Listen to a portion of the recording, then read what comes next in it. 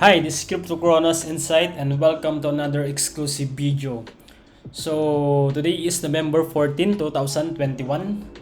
Okay, so i-update lang natin yung market ng Cardano ngayon.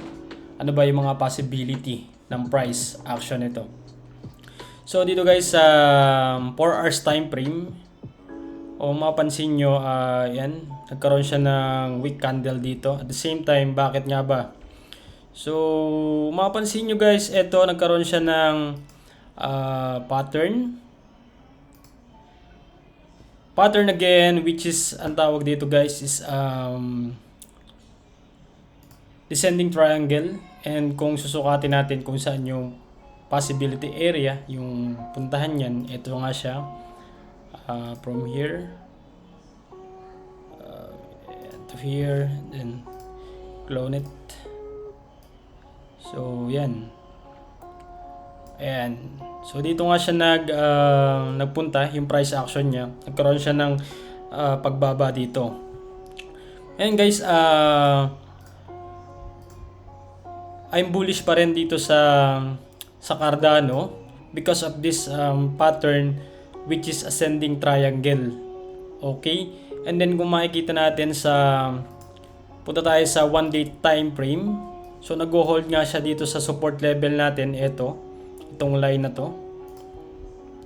And consider as support level. At the same time, nag-dump na siya dito. Ano ba yung mga tinamaan niya. So, ito nung August 29, May 21. So, maraming support level dito sa area na ito. And as long as na mag-hold siya dito sa line na to, I'm still bullish on Cardano. And at the same time, kung susukatin natin kung magkano yung possibility nung presyo nito, ito lang guys. Yan, ascending triangle, and then draw lang tayo dito from here to here, then clone it. Ayan. So, pwede siyang mag-pull back at least dito sa resistance level natin. Ayan, dito.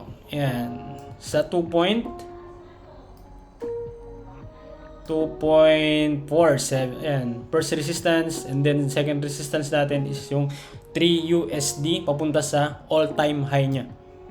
Okay? As long as na mag-hold siya dito guys sa support level, magandang entry to, itong mga point to. At the same time, big potential naman talaga yung Cardano.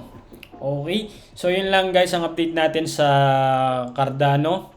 And kung nagustuhan mo yung video natin, you can like and share. And kung hindi ka pa nakasubscribe sa channel natin, please subscribe and click the notification bell para lagi kang updated sa ating mga video. Nagre-release tayo ng mga video guys regarding sa mga market update, at the same time tutorials. Okay, so thank you and see you again. Goodbye.